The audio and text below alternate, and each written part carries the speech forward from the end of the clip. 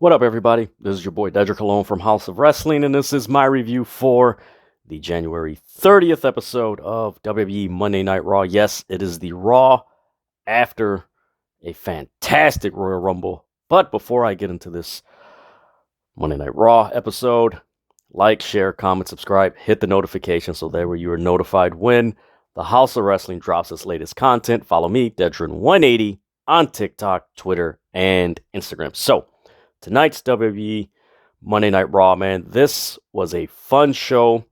Man, I gotta say, this show was probably the most fun I've had watching a Monday Night Raw.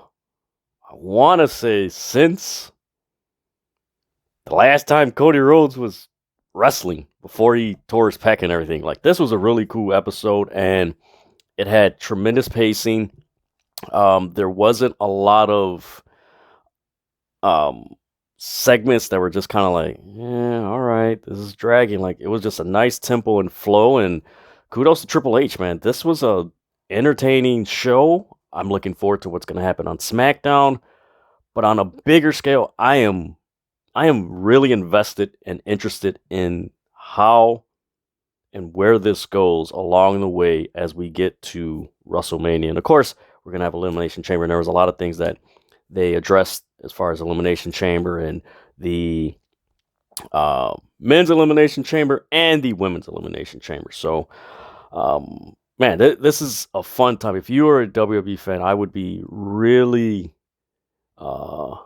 excited, have a lot of enthusiasm, optimism as far as where WWE is going into WrestleMania. And I anticipate WrestleMania will have a really good card for both night 1 and night 2. Like, we're going to have some fun watching this, man. And I look forward to it.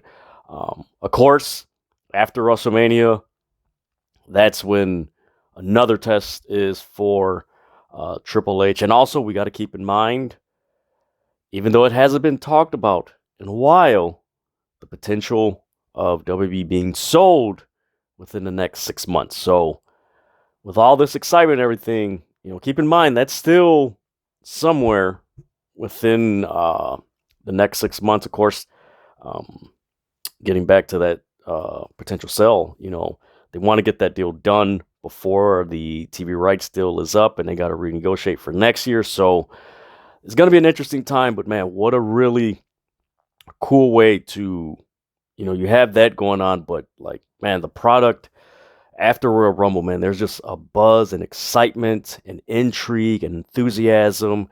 And man, this show was a nice segue into, the road to Elimination Chamber and WrestleMania. Like, this was a really good show. And man, like I said, kudos to Triple H and all the wrestlers that were on Monday Night Raw, man. This was a fun episode, man. I really liked it, enjoyed it.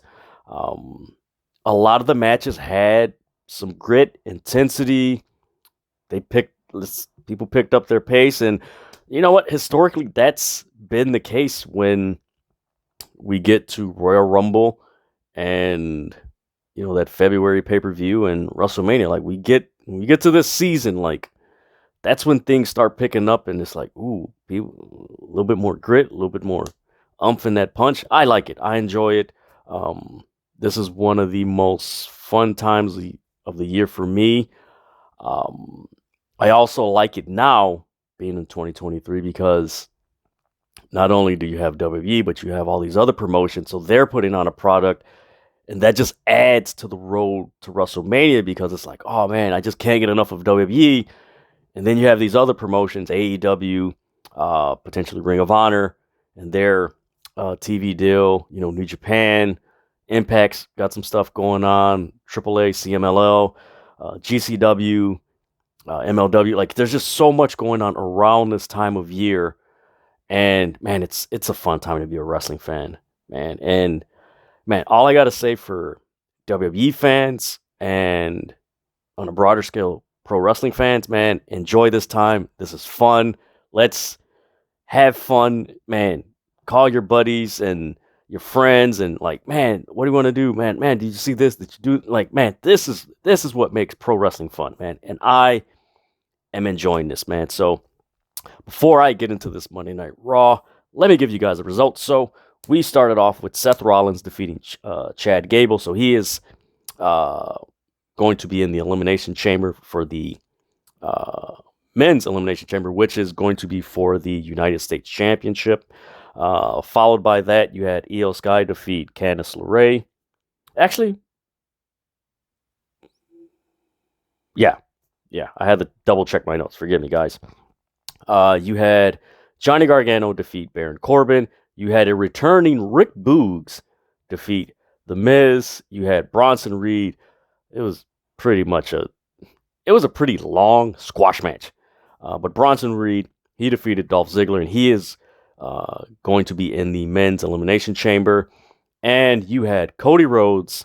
Yes, Cody Rhodes, who won the men's Royal Rumble. He defeated Finn Balor. I believe they said on commentary this is the first time Cody Rhodes and Finn Balor faced off. I really dug this match because they did mention on commentary, the whole Bullet Club thing, and Finn Balor alluded to it in his promo at the beginning of the show, and then a backstage segment. This is my thing. He's been stealing everything that I've done. And I really like that nod because it's just, the whole Bullet Club storyline just permeates into every promotion that exists. You have Bullet Club members in WWE. You have Bullet Club members in Impact. You have Bullet Club members in AEW. Of course, New Japan, where it's based out of. I believe you still got some Bullet Club members in MLW, NWA,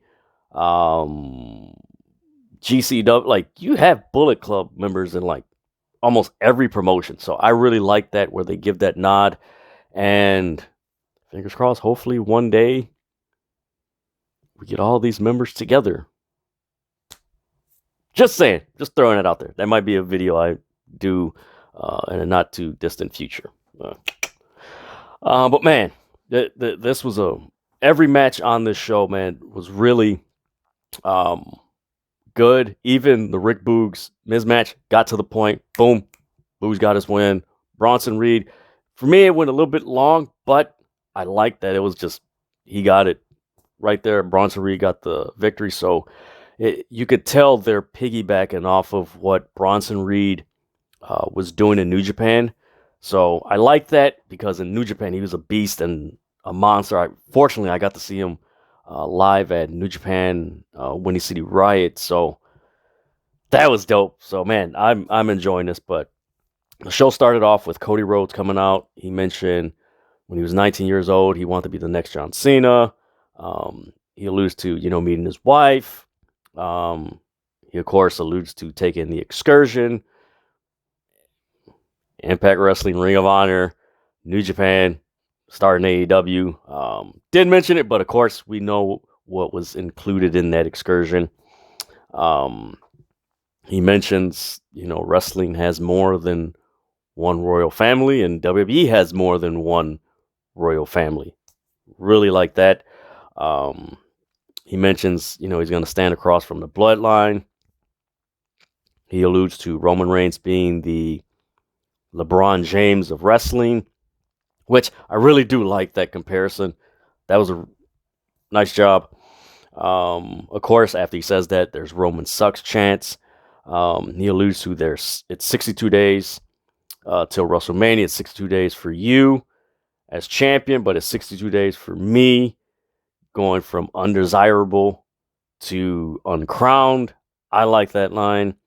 And he mentions, at WrestleMania, I'll be the WWE champion. So I like where they're placing, starting the storyline off. I really like the fact that right away they go to their family history and being in the business. I do believe, maybe if I'm wrong, comment below, but I do believe this is the first WWE main event to have two wrestlers whose parents were Hall of Famers. WWE Hall of Famers. I believe this is, maybe I'm wrong, but I'm thinking of all the main events. I can't recall. All right, so you had Roman, Brock. You had, yeah, I'm just going through. I believe this is the first time. So that's a cool statistic. Hopefully they address that if it is the case. But man, I can't remember if there's any other two wrestlers who had parents that were main event or dads who were WB Hall of Famers in the main event. So I don't know. Comment below if that's actually accurate. If Cody and Roman are the first two wrestlers whose parents were WWE Hall of Famers. That's an interesting fact, but yeah, I like where this is headed. I really anticipate that first face-to-face encounter between Cody Rhodes and Roman Reigns. That is going to be fun. Just the contrast of Roman Reigns is the WWE guy, Cody Rhodes is the pro wrestling guy, and he started in WWE. He left, made a name for himself, came back. Roman has always been there, so there's a lot of things that they can do with this story and where they want to go. It's like, ooh, man, this is going to be so good. Then you add on all the stuff with Sami Zayn, Kevin Owens, Jey Uso, the Bloodline. Man, this is a recipe for a great storyline and a great build going into WrestleMania. And that's not adding on to the other matches that they've slightly hinted towards. Of course, Elimination Chamber, we'll find out more.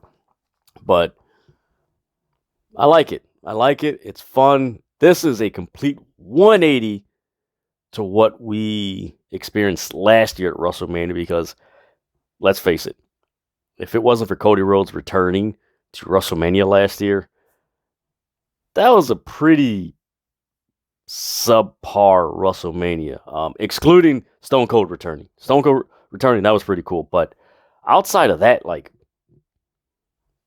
it wasn't that much of a thrill to watch WrestleMania outside of Stone Cold and Cody Rhodes. So this is a really complete 180. And man, if you're a fan of WWE and a fan of wrestling, man, this is going to be fun. So after that, Judgment Day comes out. Dominic starts talking, and he's like, "You ruined my moment." He alludes to him being eliminated in the Royal Rumble. Cody Rhodes comes back with the line, "Are you trying to scare me straight?" Alluding to the A&E's show, Scared Straight. And then, of course, you hear these chants, kick his ass, kick his ass, kick his ass. And Cody's like, you know what? I will kick your ass. So you have that, and then as they're,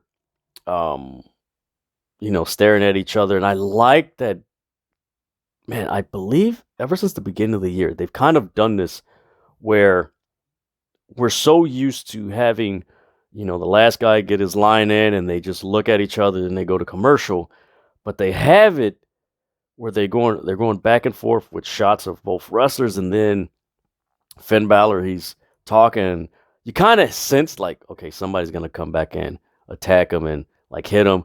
Music hits, it's Edge, and Edge just takes out Judgment Day. They start brawling and everything. That was so cool and unexpected. Then Cody's brawling. It's like, oh man, mind you, this is the first segment, so I'm just like, oh man, this is how you start off on Monday Night Raw. It's like, thank God Cody Rhodes is back, because man, without him and his energy and what he brings as a performer, man, it's very,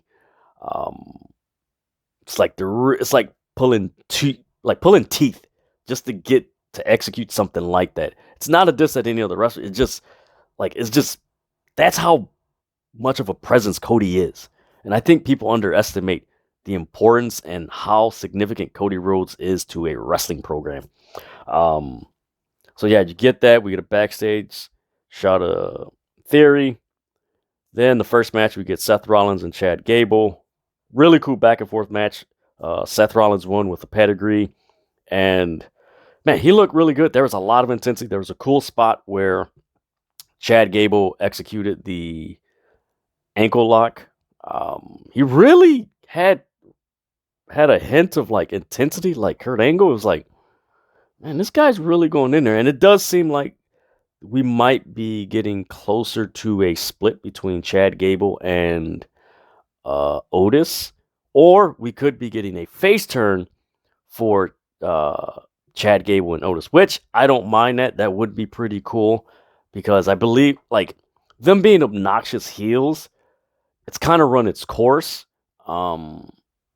And you see Otis kind of getting back to his what we liked about him when he won the Money in the Bank 2 years ago. So it's like, man, okay, we got that. Chad Gable's kind of quirky like Kurt Angle. It's like, you know what?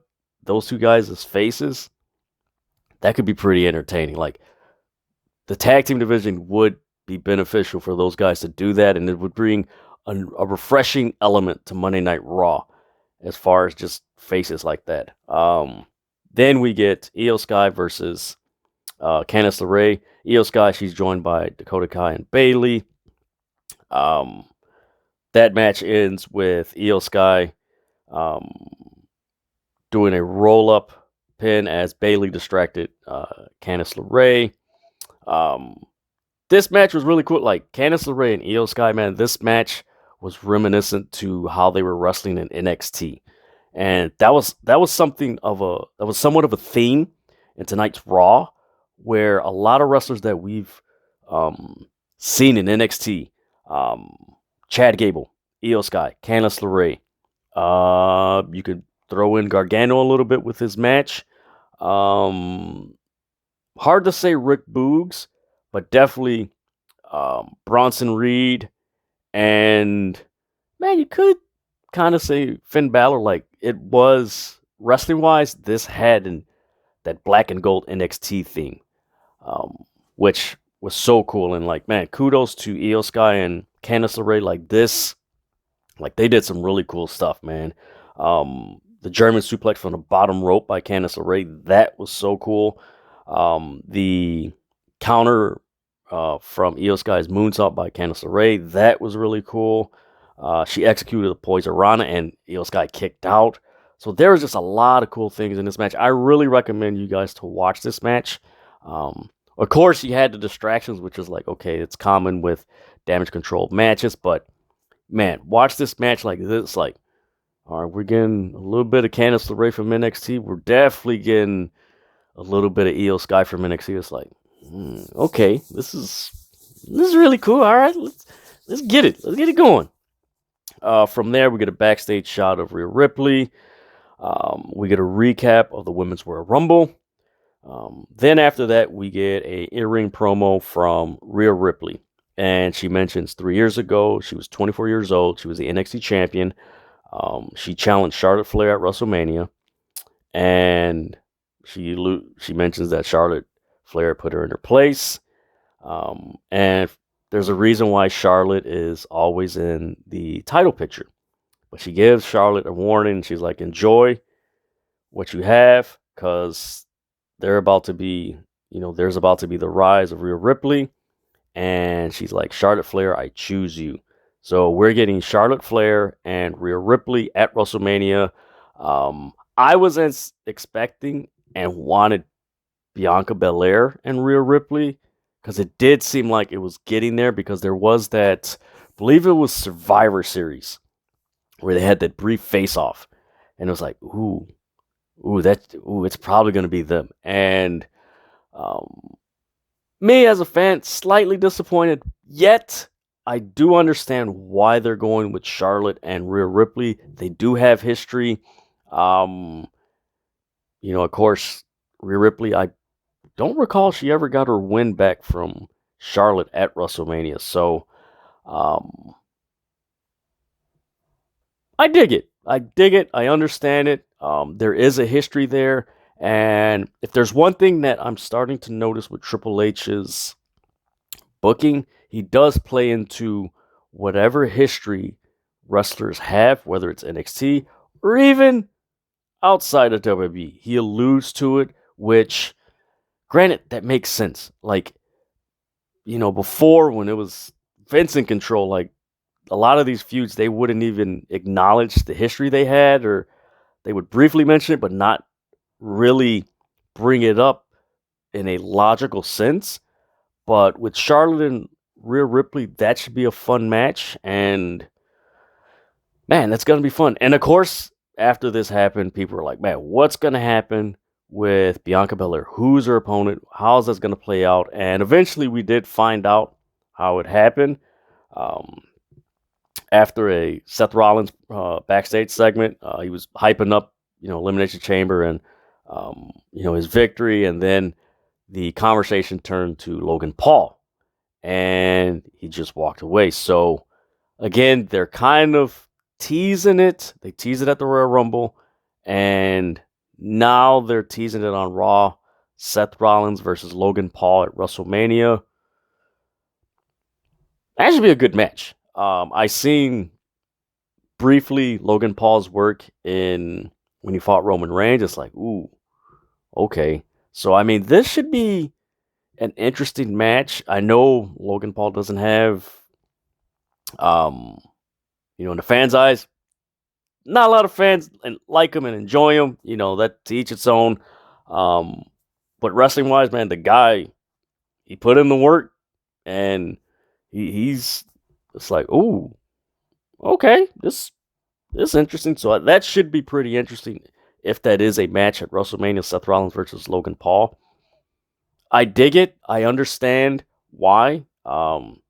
Seth Rollins is that guy, man. Like, Seth Rollins is that guy that, outside of The Miz, who worked with Bad Bunny, if you got a celebrity type athlete, like, you put him with Seth, like, that's going to be fun. So I look forward to that. So after that, actually, I'm jumping the gun because it wasn't after Seth Rollins. We got Baron Corbin versus Johnny Gargano with Dexter Lumis. Basically, the highlight of this match was Dexter Lumis pulling out an axe and putting the axe through JBL's hat, which allowed Johnny Gargano to get the inside cradle for the win. 1, 2, 3.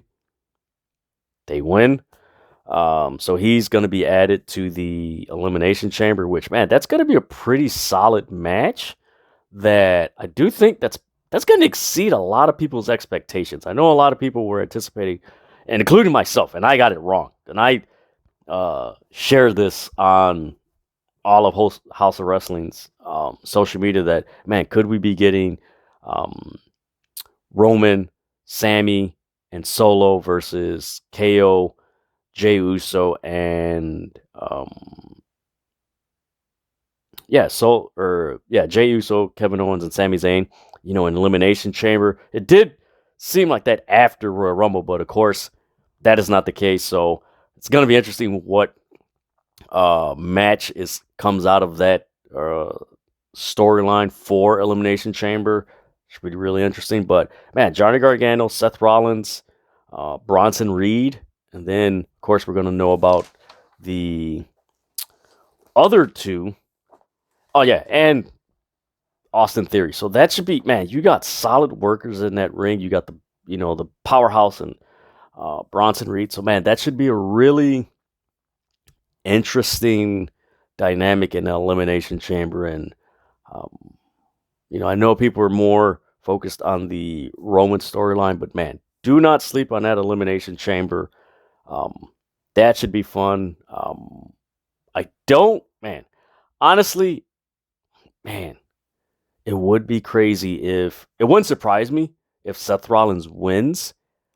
And, man, if Seth Rollins wins and he's the new United States champion, like, are we going to have Seth Rollins versus Logan Paul for the United States championship and Logan Paul wins? Like, is that how it might go down? Like, ooh, that's something to think about. So after this, we get the VIP lounge. We got MVP with Austin Theory. This was a really cool face-off. A lot of intensity. I liked how MVP was just laid back and Austin Theory's like overly aggressive, and MVP's like, yo, man, I'm just chill, man. You up and coming and everything. And I like the consistency of how they presented MVP as this laid back, business guy that, like, even if he doesn't get his way, he's still mild-mannered and cool because he knows eventually I'm going to get what I want. And if I know I'm going to get what I want, why am I going to, stress out and overreact or everything? I'll just chill. Things will fall in place. And I like that consistency that they've been presenting MVP in because, man, it's added so much to the tease of the Hurt Business reuniting. And they've already alluded to it. So it's just like, man, when that happens, or if that happens, man, that's going to be sweet. And of course, a lot of people, including myself, have been saying, man, they need to put Hurt Business back together, man. That was such a cool heel faction that would have been so cool to feud with Roman Reigns and the Bloodline. But, of course, Mr. McMahon saw otherwise, and we know how that went. But, man, Austin Theory, he mentioned, I'm the ruthlessness of the new generation. The ruthlessness that the new generation needs. He also tells MVP, MVP tells him that Lashley is more dangerous than The Undertaker because they did mention in this back and forth that MVP's like, yeah, I got tossed around by the Taker in Elimination Chamber when I was in there, and Theory's like, yeah, Brock Lesnar F5'd me from the top and I still stood and everything. So they had that similar experience. It was like, that's a great callback to bring some context to this back and forth where there is a reason for Austin Theory to be like, I'm better than you. Not so much he kind of did say it, but it just gives off that vibe. And it's like, okay, this makes sense why Austin Theory is like that. He's like, Taker, that's in the past. But I just last year, Lesnar F5'd me off the top and I'm still standing. So makes a lot of sense. Then after that, Lashley joins Theory and MVP. And you got MVP. He's trying to prevent Austin Theory from being attacked by Bobby Lashley. And MVP's like, hey. And Austin Theory, he looks at Bobby Lashley and he tells him, listen to your daddy. And MVP's like, all right, man, you're on your own. I'm out of this. And Lashley just starts beating him up and everything. And Lashley's attempting to, he's setting up for a spear.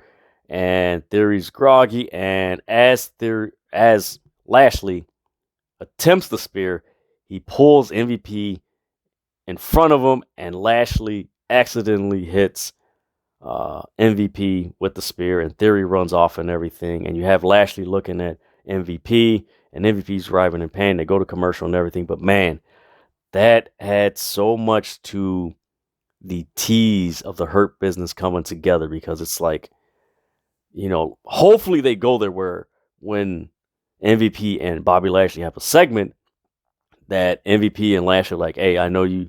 MVP's like, hey, I know you didn't mean it. Theory pulled me in. It's cool. Hey, I didn't try it again. So it's that seed that's being planted that will eventually lead, hopefully, to the Hurt Business reunite, which, man, I hope it does, man. Backstage, we got Finn Balor. He's giving an interview. He's like, Edge, I thought he would have had enough already. Get out of here. And Cody, he's been stealing my stuff for years. The Too Sweet and the gun and everything. Man, it does feel like with Rhea Ripley getting the main event spot, man,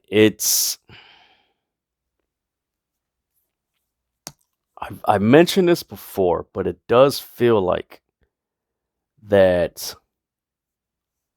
I don't know, could we see Judgment Day kick Finn Balor out? The reason why I say that is because you've seen, of course, you have Dominic and Rhea, that whole dynamic, which they're not going to separate that because that's just gold right there, man. Like, Dominic has done a 180. I know some people are like, he's this, he's that. For me, seeing the growth of when he first started with Judgment Day until recently when he went to jail and the whole videos of him visiting his dad during the holidays, like, man, he's grown as a uh, sports entertainer as a WWE superstar. So I I see them, of course, they're gonna keep them together. Damian Priest as, the bodyguard, the muscle, he's there. But Finn Balor, man, he's someone that if you really look at that dynamic in Judgment Day, it's just like, hmm, are they really gonna keep him around? Because it's just like, Dom and Dominic Priest or Dominic Priest. Dom and Damian Priest, they wrestle for the tag titles, and it just seems like we could be kind of returning back to what they did to Edge, where they were getting all the wins and Edge was losing, which that was a weird way how they did that, but you guys understand what I'm saying. So I don't know if Rhea Ripley gets that title, I could see them kicking out Finn Balor out of the Judgment Day and possibly bringing someone in new or what have you. But that's going to be interesting. We'll see what happens. But yeah, Finn Balor called out Cody. He's like, yeah. From there, we get a Batista trailer for his new movie. Then we get an in-ring promo from The Miz. He's demanding an opportunity. Adam Pearce is like, you know what? Enough of this. I got your opponent. It's Rick Boogs. He comes out and basically does an ultimate press. He, displays his strength like, dude, strong. And then he does a power slam, pins Miz, 1, 2, 3. He had tassels on, and it's almost like he's a combination of, for those of you who are watching, this is a throwback. Google Van Hammer 1991-92. Van Hammer used to come out with the guitar, and he would do this and rock and everything. So it's like Rick Boogs is a combination of Van Hammer from WCW in the 90s, Ted Arcidi from 80s WWF, who actually, it's weird, he got a freaking action figure. He got an LJN figure. And for those of you who are collectors, it's Ted Arcidi, and he has like this muscle-bound figure, which is really interesting. And like Ultimate Warrior, it's like he's those three characters in one. I'm not gonna say it's a bad thing. It's just really interesting. He has like characteristics from each of those guys as one, and it's just like, man, that's interesting. Then we get a backstage segment with Otis. He's doing his old stuff, his old taunt. Yeah. And you see Maximum Male Models and Massey and Mansoor are like, what is that? And Maxine's like, that's perfect. So apparently, Maximum Male Models is going to try to recruit Otis into their group, which that should be funny. And of course, like I said earlier in this review, it does feel like they're slowly turning Alpha Academy into faces, which they should do. It's like their run as heels is kind of overdue. And if they're doing that, it could lead to possibly the Street Profits turning heel. Maybe that happens. Maybe it doesn't happen. From there, we get an in-ring promo with Bayley. She mentions about eliminating Becky Lynch at the Royal Rumble. It's over. Becky comes out. Bayley throws a shot that the only reason Seth Rollins married you was because he knocked you up. It was like, dang. Like, yo. Then Becky Lynch is like, you know what? Screw this. I want my match next week. Steel cage match. Me and you. Let's go. Becky's like, no, I'm not going to do it. Nope.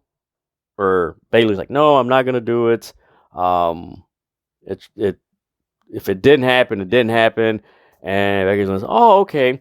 So Becky goes to the back. She pulls Dakota Kai, who's injured, and she has a steel chair, and she's about to hit her, and she's like, if you don't give me my match, I'm going to hurt your girl. And Bayley's like, she gives in to the ultimatum. Bayley accepts. And then as Becky Lynch is walking back, she's like, yeah, you might want to check on Io. And it's like, yo, what did she do? So we're getting Becky Lynch and Bayley in the steel cage match. And of course, the backstage segment with Adam Pearce after this. He confirmed it. He's like, yeah, next week it's official. Becky Lynch and Bayley in a steel cage match. And then he kind of does an Excalibur from AEW where he mentions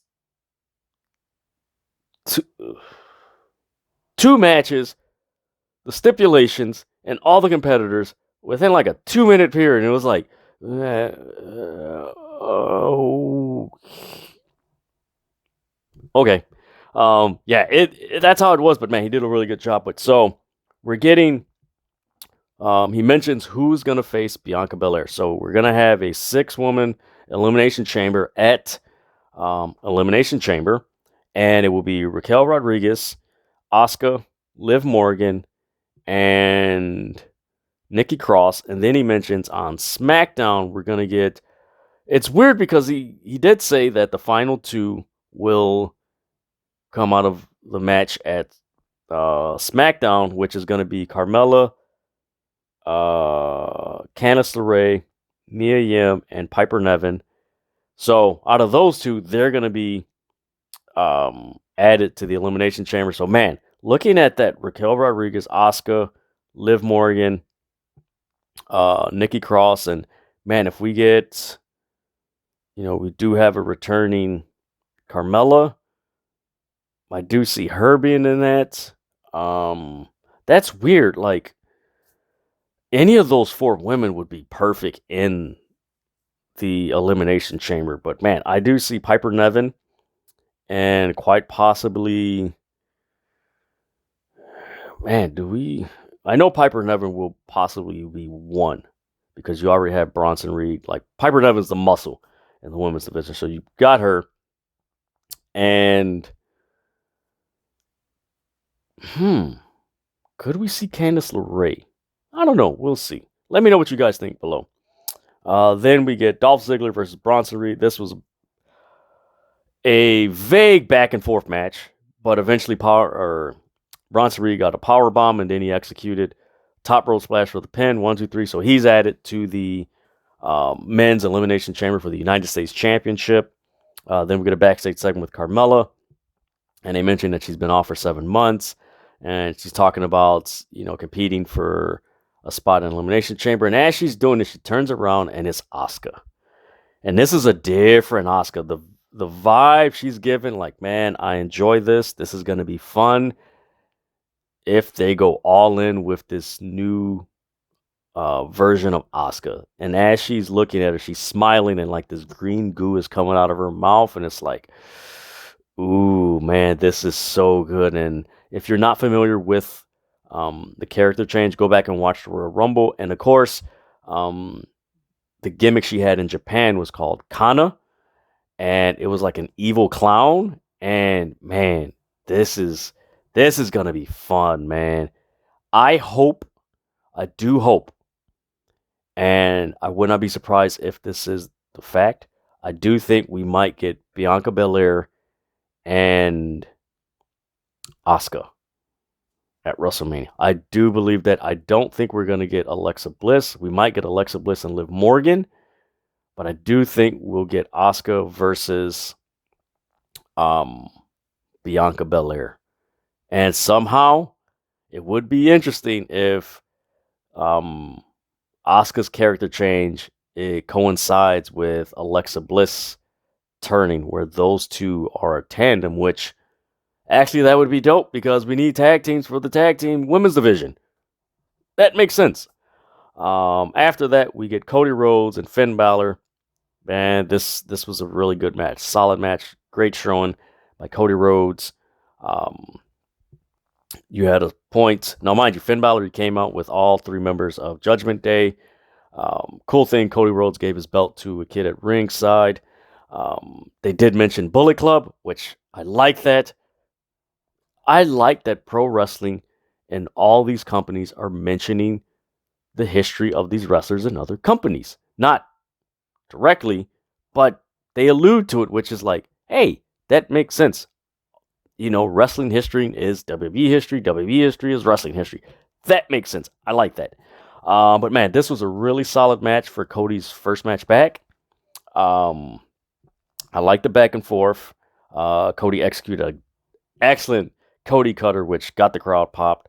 Cody was outside, and then as he was outside, he was surrounded by Judgment Day. And it looked like they were about to attack him. And then, of course, like this was a cool camera shot because you get a shot of Cody on an angle by the barricade on the floor, and you have Judgment Day surrounding him. But like at the top corner of the shot, you see the crowd cheering, and you see the light, and you see Edge coming down. And Priest goes out there, he's brawling with him. Dominic brawling with him. Edge. He eventually ended up sparing Dominic. Then Rhea Ripley is about to attack Edge, and then Beth Phoenix comes out, and she spears Rhea Ripley. Then Edge gets on the apron, and he distracts Finn Balor. Finn Balor misses the coup de grace. That allows Cody Rhodes to execute 3 crossroads. He gets the pin. I like this.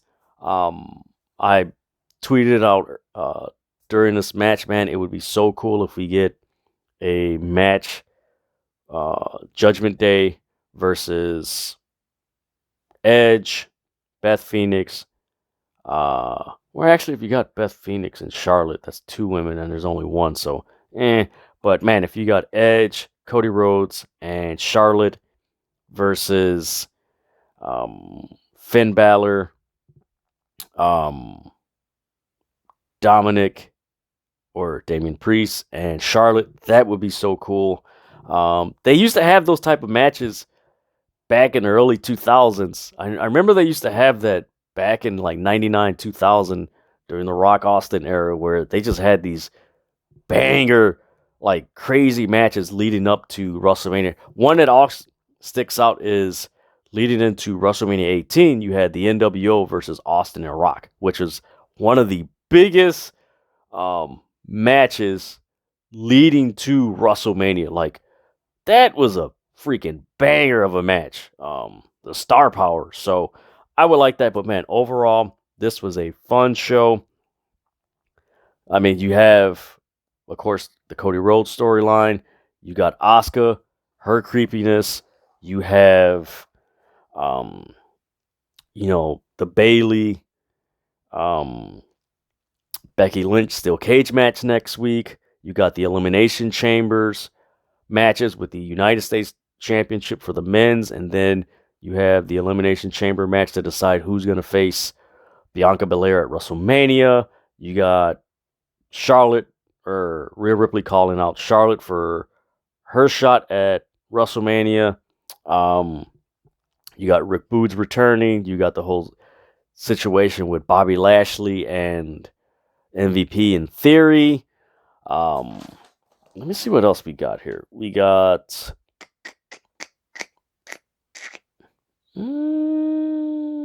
that's pretty much. So a lot of stuff going on here, and it just feels like Raw and SmackDown now they're kind of balanced now that Cody's back. Interesting where this goes, and see how or if they split the undisputed Universal Championship and have the WWE Championship and Universal Championship on both shows. But man, this is fun, man. Cody Rhodes, man, I am glad he's back. He's added so much enthusiasm, excitement, interest, intrigue. Another added element to the Bloodline Sami Zayn storyline by proxy. Man, this is going to be fun. This is going to be a fun road to WrestleMania. And like I said, man, that first encounter between Roman Reigns and Cody Rhodes, man, that I can just envision that picture, that shot of those two face to face. And man, that's going to be, when that moment happens, that's when it's going to hit like, all right, we're on to WrestleMania. Let's get to WrestleMania. Let's see this thing happen and everything, man. I'm excited, man. This is one of the first WrestleManias where there is such an enthusiasm. Honestly, I can say